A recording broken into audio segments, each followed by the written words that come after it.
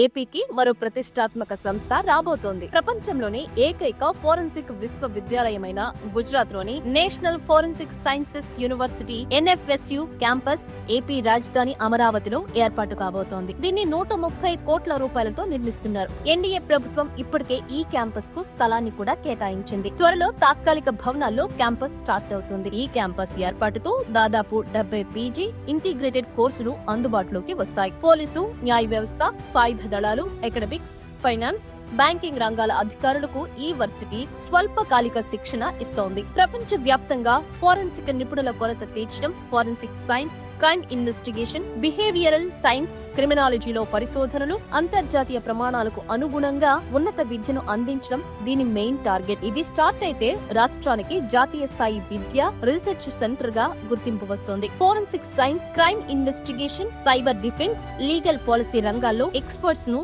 తయారు చేస్తోంది.